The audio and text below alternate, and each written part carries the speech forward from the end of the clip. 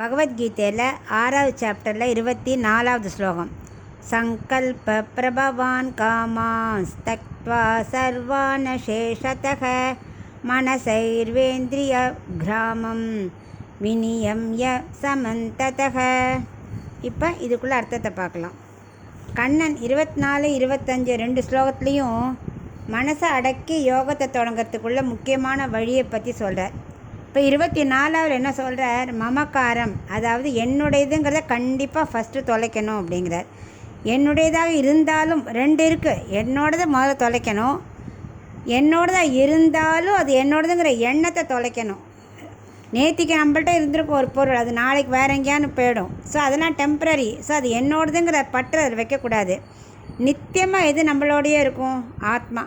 அந்த ஆத்மாவத்தில் மனசு செலுத்தணும். அதுதான் சுகமானது, நித்தியமானது, இன்பமயமானது. இந்த மமக்காரம் இருந்தாலே யோகம் வராது. ஏன்னா அதில் பற்றுதல் வந்துடும். இது என்னோடதுங்கிறச்சே எங்கே யோகத்துக்கு டைம் இருக்கும்?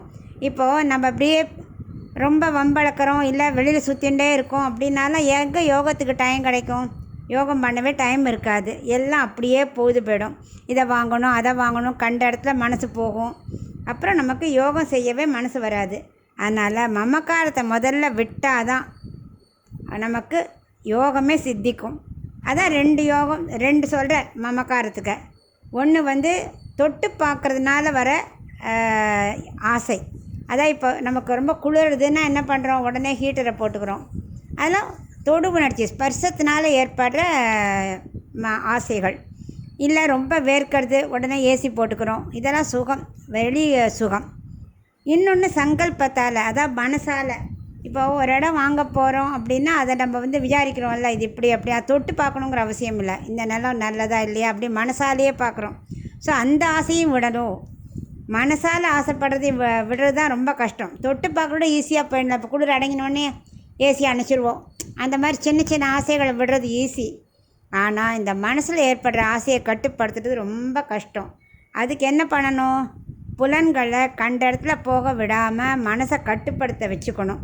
அப்போ தான் அது ஆத்மாக்குள்ளே மனசை செலுத்தினா தான் இந்த ஆசைகள்லாம் போகும். மமக்காரம் தொலையணும். ஸோ இந்த ஸ்லோகத்தில் முக்கியமாக சொல்கிறது மமக்காரத்தை கண்ட்ரோல் பண்ணால் தான் யோகமே சித்திக்கும் அப்படின்னு சொல்கிறேன்.